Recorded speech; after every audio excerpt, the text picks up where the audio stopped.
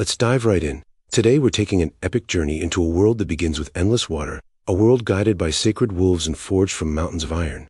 We are unfolding the incredible saga of Turkish mythology, a story of creation, betrayal, survival, and ultimately rebirth.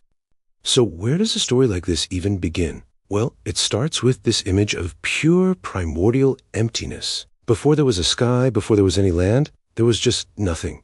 Nothing but a vast, dark, endless ocean. And it's from this very void that everything we're about to talk about is going to emerge. So our journey starts right there, before a world even existed. This is the first fold in our epic tale, taking us all the way back to the very creation of the cosmos. Picture this, flying over these dark waters is a single supreme being, Karahan, and he's totally alone. So, to ease his solitude, he creates a companion, a human-like being named Kishi, and together they flew over that endless water, like two black geese, just thinking about what kind of universe they were going to create. But, where there's creation, conflict isn't usually far behind, and this is where our story takes a sharp turn. This is the first betrayal, and it explains how imperfection was literally baked right into the fabric of the world from the very beginning. This is where ego enters the picture. Kishi, the very first created being, gets overcome with pride. He starts thinking, you know what, I want to be greater than Karahan.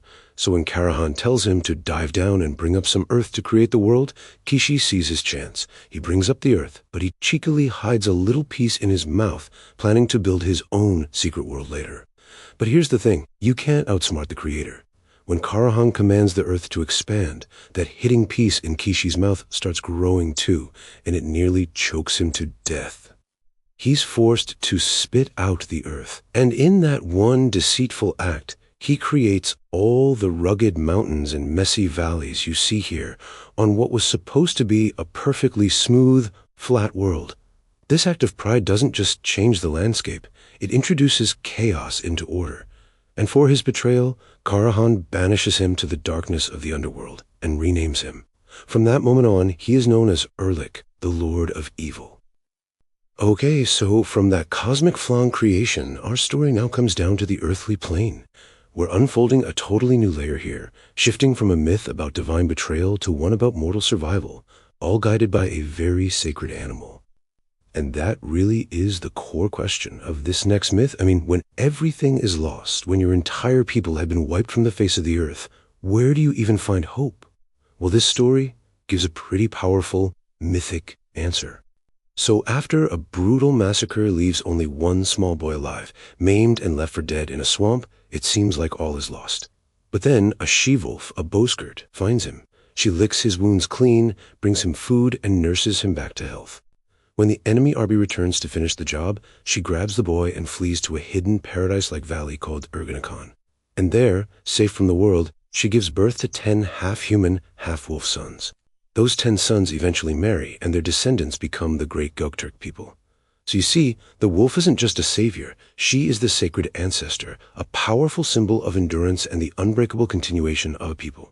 From that sacred ancestor, we now turn to the archetypal hero.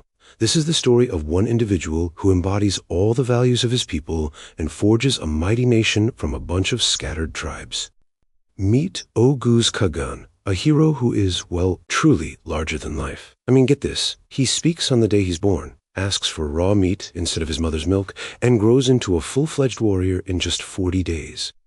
He proves his worth right away by single-handedly slaying a terrifying dragon that's been plaguing his people. His destiny is then sealed by 2 mystical marriages. First, to a beautiful girl who literally descends from the sky in a beam of light, and second, to an enchanting woman he finds living inside a tree. And as he sets out to conquer the world and unite the tribes, who's his guide? None other than a great celestial blue-gray wolf. Oghuz Kagan's legacy is all about order and structure. His 3 sons from his sky wife become known as the Bozuklar, or Gray Arrows.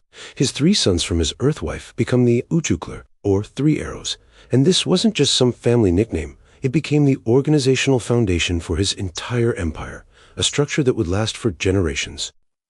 And for our final story, we're coming full circle. We're returning to that theme of survival, but this time it's not about one boy being saved. It's about an entire nation and their collective will to break themselves free.